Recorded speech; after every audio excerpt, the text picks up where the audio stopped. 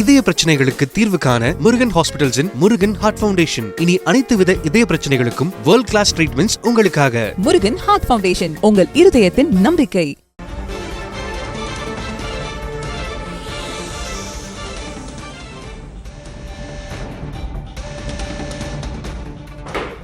காங்கிரஸ் விவகாரத்தில் தோழமை கட்சிகள் தலையிட வேண்டாம் என்று தமிழக காங்கிரஸ் கமிட்டி தலைவர் செல்வபெருந்தகை தெரிவித்திருக்கிறார். அவர் பேசிக் கொண்டிருக்கும் காட்சிகளை பார்க்கலாம். அந்த வீட்டு பிள்ளையாக இருக்கு. நாங்கள் ஒரு எம்எல்ஏ, நாங்கள் ஒரு எம்பி, நாங்கள் ஒரு மந்திரி, அந்த கிழவு என்றைக்குமே கிடையாது. ஒரு நாளும் ஒரு எம்எல்ஏ ஒரு தலைவரெலாம் நினச்சி பார்த்ததே கிடையாது. தோழமையோடு இருக்கிறோம், தொண்டனாக இருக்கிறோம் மக்களுக்கு. இதை தயவு கூர்ந்து வெரிஃபை பண்ணாமல் எதையும் போடாதீங்க. சொல்லுங்க வேற. எல்லோருக்கும் ஆங்கில அட்வான்ஸ் புத்தாண்டு வாழ்த்துக்கள். நன்றி. ஏனென்றால் ஏற்கனவே நடவடிக்கைக்கு நாங்கள் பரிந்துரை செய்துவிட்டோம். தமிழ்நாட்டு மக்களை எந்த விதத்திலும் தலைகுனிவு ஏற்படுத்துவதோ, தமிழ் மண்ணை தலைகுனிவு ஏற்படுத்துவதோ, தமிழ்நாடு அரசு மீது தேவையில்லாத குற்றச்சாட்டுகளை சொல்லுவதோ உண்மையான தோழமை கட்சியான காங்கிரஸ் பேரியக்கம் அது யாராக இருந்தாலும் அனுமதிக்காது. அந்த வகையில் 2-3 தினங்களாக பத்திரிகையில் நாங்கள் தொடர்ந்து ஊடகங்களில் பதிவு செய்து வருகிறோம். தோழமை கட்சிகள் இதை தோழமை நட்போடு சொல்லுகிறேன், இதை இதோடு விட்டுவிட வேண்டும், இதை பெரிதுபடுத்த வேண்டாம். அதுக்கு தான் இப்போ சொன்னேன். நான் இப்போ பொதுவெளியில் தான் சொல்கிறேன். நானும் என்ன சொல்கிறேன்னா, ஏற்கனவே ஒரு சம்பவம் நடந்திருக்கு. அதற்கு நாங்கள் பரிகாரம் தேடுவதற்கு பத்திரிகை வாயிலாக எங்களுடைய கண்டனத்தை பதிவு செய்திருக்கிறோம், புகார் அளித்திருக்கிறோம். நடவடிக்கை எடுப்பார்கள் என்று உறுதியாக நம்புகிறோம். இதை தோழமை கட்சிகள் பெரிதுபடுத்த வேண்டாம். இது யாருக்கும் நன்மை கிடையாது. இது சங்கடத்தை தான் மேலும் மேலும் ஏற்படுத்தும். சார், பாஜகவுடைய இளைஞரணி தலைவர் காங்கிரஸ் எம்பிக்கள் குறித்து ஒருமையிலையும் அவங்களுக்கு சொல்லி கொடுத்தது அவர் பேசுகிறார். ஒரு தாய் தந்தையும் பிள்ளைகளை எப்படி வளர்க்குறார்களோ, அரசியல் தலைவர்கள் எப்படி வளர்க்குறார்களோ அப்படி தான் பேசுவாங்க. அவங்க கட்சியில் சொல்லி கொடுக்குறது அது ஒருமையில் பேசுங்க, மரியாதை இல்லாமல் பேசுங்க. அதனால் அதை பேசுகிறாரு.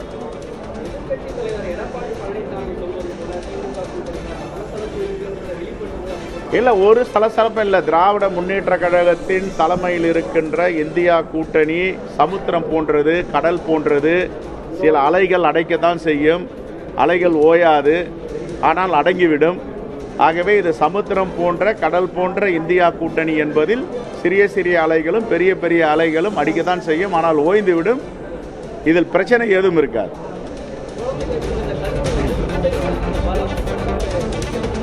ஒரு சிக்கலும் கிடையாது. பலமாக இருக்க, வலிமையாக இருக்க. ஜனநாயகம் என்பது இந்தியா கூட்டணியில் தான் இருக்குது. ஜனநாயகம் என்பது திமுக தலைமையிலான தமிழ்நாட்டில் இருக்கின்ற இந்தியா கூட்டணியில் வலிமையாக ஜனநாயகம் இருக்குது. ஜனநாயகம் என்னன்னா டைலாக்னா என்ன? பேசுறது. பேசிக்கொண்டே இருக்கிறோம். இதனால் குறை சொல்வதோ குற்றம் சொல்வதோ இல்லை.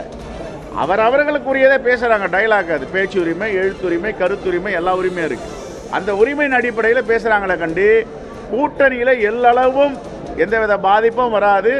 அதே போன்ற 4.5 ஆண்டுகளாக நடக்கின்ற ஆட்சி மீது ஒரு சிறிய கல்லெறிந்தாலும் அதற்கு எதிர்வினை தோழமை கட்சிகள் ஆற்றும்.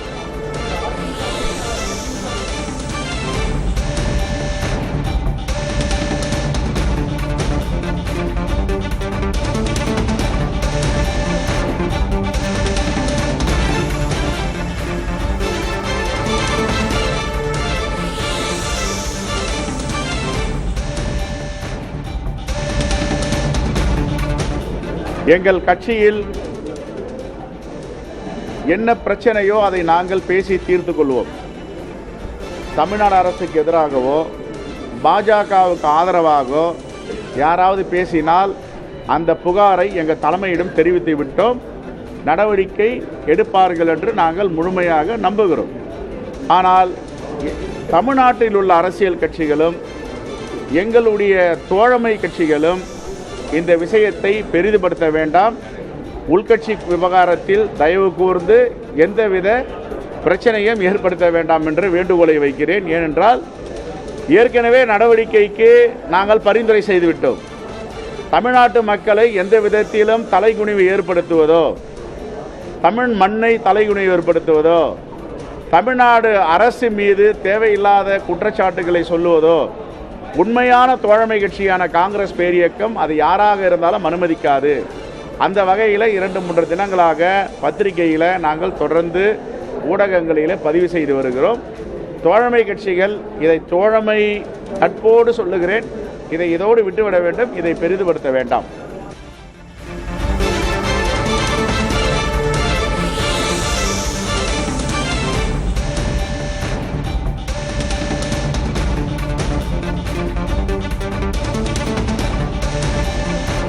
காங்கிரஸ் விவகாரத்தில் தோழமை கட்சிகள் தலையிட வேண்டாம், அதனை தோழமையோடு சொல்கிறேன், தோழமை கட்சிகள் தோழமையோடு அதனை ஏற்றுக்கொள்ள வேண்டும் என்று காங்கிரஸ் கமிட்டி தலைவர் செல்வ பெருந்தகை தெரிவித்திருக்கிறார். அந்த காட்சிகளை பார்த்தோம்.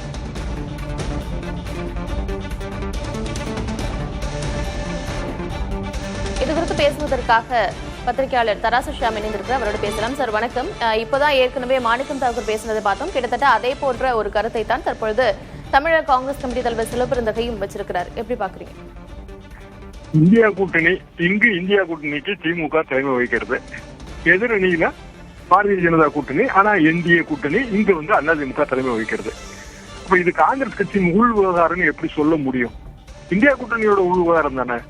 இந்தியா கூட்டணியில வந்து அங்க வகிக்கிற கட்சி தானே மற்ற கட்சிகள் எல்லாம். உதாரணமாக விசிக, மதிமுக எல்லாமே part and parcel of India கூட்டணி. இந்தியா கூட்டணிக்கு திமுக தயவு தேவையா தேவையில்லையா? காங்கிரஸ் கட்சிக்கு அகில இந்திய அளவில் திமுக தயவு ரொம்ப தேவை. இந்த இப்போ ஏப்ரல் மாசம் புதிய ராஜ்யசபா 4 எம்பி கிடைக்கும் திமுகவுக்கு. காங்கிரஸ் கட்சிக்கு எத்தனை எம்பி கிடைக்கும்? இந்த 4 எம்பி தயவு ராஜ்யசபால காங்கிரஸுக்கு தேவையில்லையா? லோக்சபால இருக்கிற திமுக எம்பி தயவு தேவையில்லையா?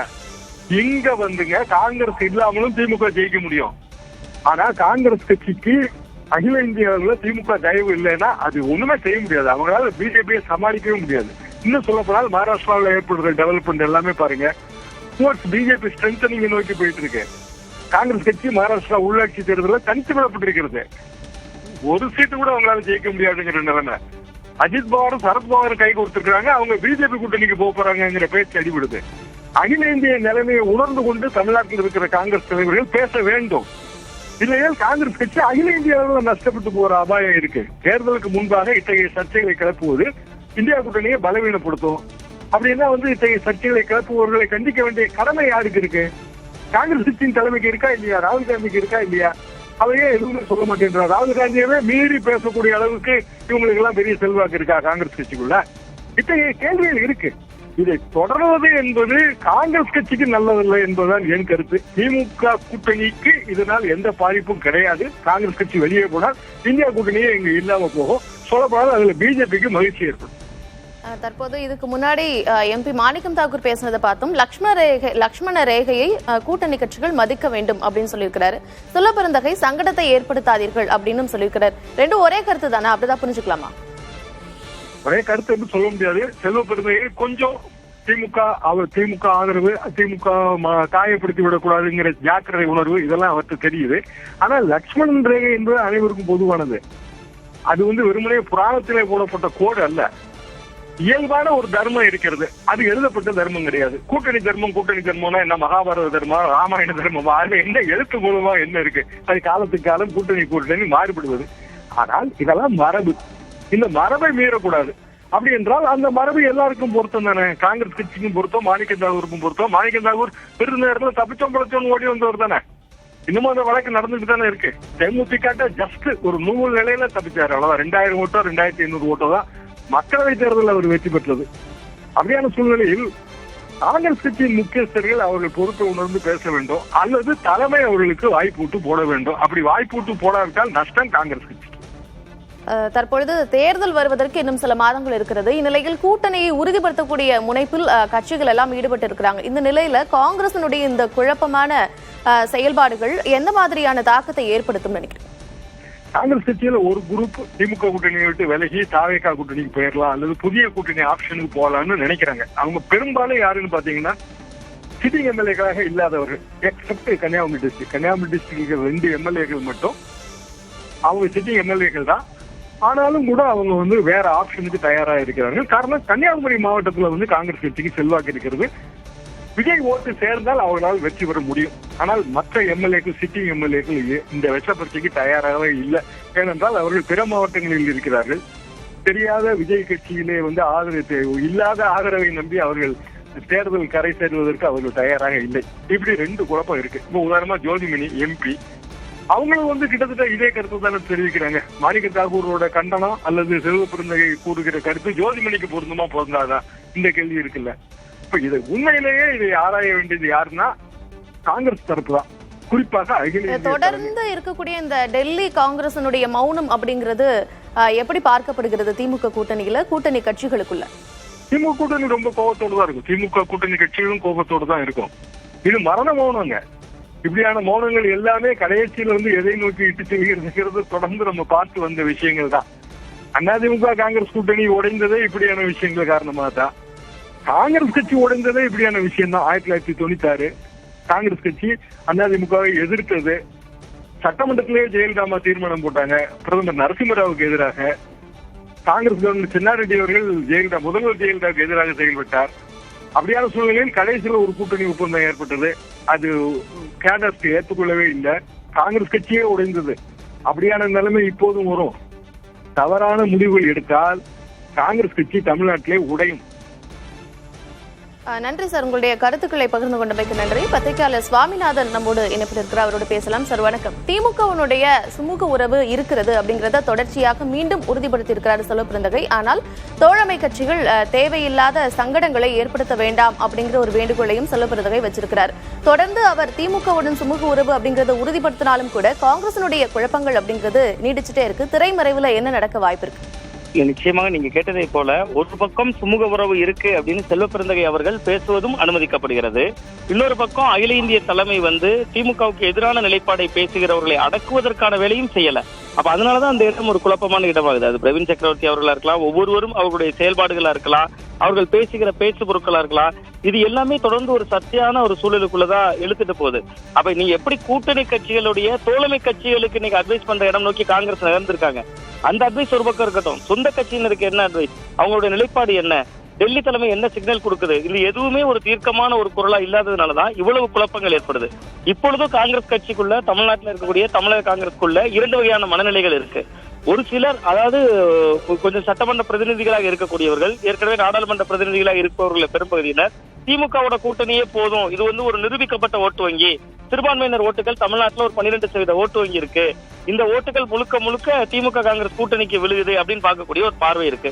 அதே நேரத்தில் காங்கிரஸ்ல கீழ்மட்ட தொண்டர்கள், 2ஆம் கட்ட நிர்வாகிகள், அவர்களோட மத்தியில ஒரு புதிய முயற்சியா நம்ம ஏன் தமிழக வெற்றி கழகத்தோட கைகோர்க்க கூடாது, அது ஒரு புதிய இளைஞர் சக்தியா இருக்கு, இவ்வளவு பெரிய கூட்டம் வருது, விஜய் திரட்டினாலும் வருது, நம்ம காங்கிரஸ் நீண்ட காலமா 1967க்கு பின்பு ஆட்சி அதிகாரத்தை இழந்திருக்கிறோம், சோ நம்ம ஒரு ட்ரையலா இந்த தேர்தலை ஏன் சந்திக்க கூடாது, 29 தானே நமக்கு முக்கியமான தேர்தல், பாராளுமன்ற தேர்தல், 26ல ஒரு சோதனை ஓட்டமா ஏன் வந்து தாவேக்காவோட போட்டியை சேர்ந்துடக்கூடாது அப்படிங்கிற ஒரு எண்ண ஓட்டம் இருக்கு.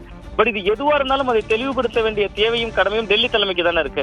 ஒரு பக்கம் திமுகவோட சுமூகமான உறவுல இருக்காங்க, இன்னொரு பக்கம் கரூர் துயர சம்பவம் நடக்கிறப்ப விஜய் கிட்ட பேசுறதா இருக்கலாம், இன்னைக்கு சிபிஐ என்கொயரிக்கு போயிருக்கக்கூடிய தாவேக்கா நிர்வாகிகள்கிட்ட அங்க இருக்கக்கூடிய காங்கிரஸ் நிர்வாகிகள் உதவுறதெல்லாம் தகவல்கள் வருது. சோ இது எல்லாமே ஒரு குழப்பமான சூழலுக்குள்ளதான் ஏற்படுத்துது. ஒரு கொள்கை தெளிவும் ஒரு தீர்க்கமான செயல்பாடும் முதல்ல காங்கிரஸ் வட்டத்துக்குள்ள இருக்கணும். அந்த வட்டத்துக்குள்ள அது இல்லாத போது நம்ம தோழமை கட்சிகளை விமர்சிக்கிறது அர்த்தமற்றது அப்படின்னு தான் பாக்குறேன். இந்த காங்கிரசினுடைய இந்த செயல்பாடுகள் திமுகவுக்கு எந்த விதத்துல நெருக்கடி தரும்? இவங்க வந்து தொகுதி பேரத்துக்காக இந்த மாதிரியான ஒரு விஷயங்களை முன்னெடுக்கிறாங்களா அப்படிங்கிற விஷயங்கள்லாம் இருக்குது இல்லையா? அப்படி இருக்கக்கூடிய பட்சத்துல திமுகவுக்கு இது நெருக்கடி தானா? அல்ல, நிச்சயமாக இது திமுகவுக்கு நெருக்கடி தான். ஏன்னா தமிழ்நாட்டை பொறுத்தவரை சிறுபான்மையினர் ஓட்டு வங்கி என்பது நான் குறிப்பிட்டதை போல ஒரு 12% ஓட்டு இருக்கு. அந்த வாக்கள் எப்பொழுதுமே திமுக காங்கிரஸ் கூட்டணிக்கு விழுகுது. நம்ம திமுகவுக்கு விழுதுன்னு அதை மதிப்பீடு செய்து விட முடியாது. திமுக காங்கிரஸ் கூட்டணி, காங்கிரஸ் வந்து பாஜக எதிர்ப்புல தீவிரமா இருக்காங்க, திமுகவும் இருக்காங்க. அது இருவரும் சேருகிற பொழுது அது நல்ல பலனை தருது. அதனால வந்து அந்த உறவு தொடர்ந்துகிட்டு இருக்கு. அந்த உறவுக்கு ஒரு ஓட்டு வங்கியும் இருக்கு.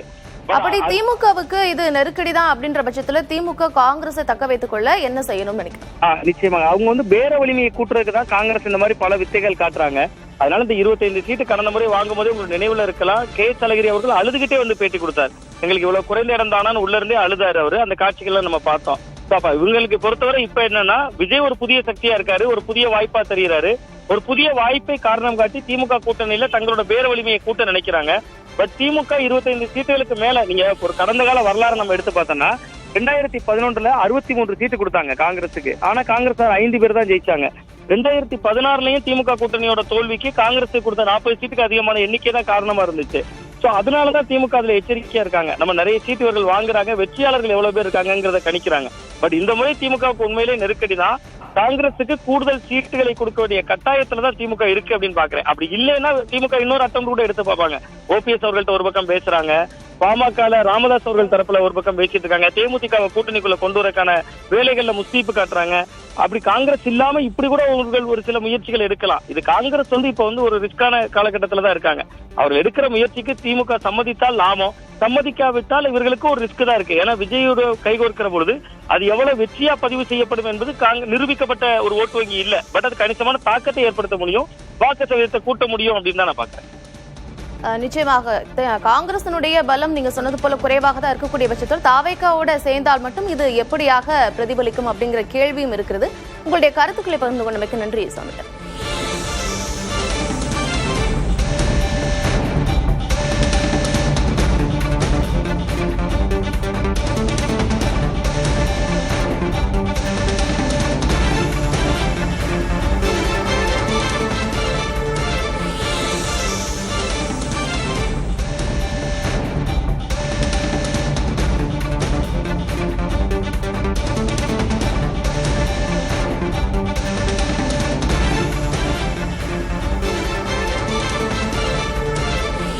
எங்கள் கட்சியில்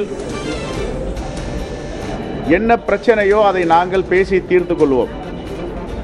தமிழ்நாடு அரசுக்கு எதிராகவோ பாஜகவுக்கு ஆதரவாகவோ யாராவது பேசினால் அந்த புகாரை எங்கள் தலைமையிடம் தெரிவித்து விட்டோம். நடவடிக்கை எடுப்பார்கள் என்று நாங்கள் முழுமையாக நம்புகிறோம். ஆனால் தமிழ்நாட்டில் உள்ள அரசியல் கட்சிகளும் எங்களுடைய தோழமை கட்சிகளும் இந்த விஷயத்தை பெரிதுபடுத்த வேண்டாம். உள்கட்சி விவகாரத்தில் தயவு கூர்ந்து எந்தவித பிரச்சனையும் ஏற்படுத்த வேண்டாம் என்று வேண்டுகோளை வைக்கிறேன். ஏனென்றால் ஏற்கனவே நடவடிக்கைக்கு நாங்கள் பரிந்துரை செய்துவிட்டோம். தமிழ்நாட்டு மக்களை எந்த விதத்திலும் தலைகுனிவு ஏற்படுத்துவதோ, தமிழ் மண்ணை தலைகுனிவு ஏற்படுத்துவதோ, தமிழ்நாடு அரசு மீது தேவையில்லாத குற்றச்சாட்டுகளை சொல்லுவதோ உண்மையான தோழமை கட்சியான காங்கிரஸ் பேரியக்கம் அது யாராக இருந்தாலும் அனுமதிக்காது. அந்த வகையில் 2-3 தினங்களாக பத்திரிகையில் நாங்கள் தொடர்ந்து ஊடகங்களில் பதிவு செய்து வருகிறோம். தோழமை கட்சிகள் இதை தோழமை நட்போடு சொல்லுகிறேன், இதை இதோடு விட்டுவிட வேண்டும், இதை பெரிதுபடுத்த வேண்டாம்.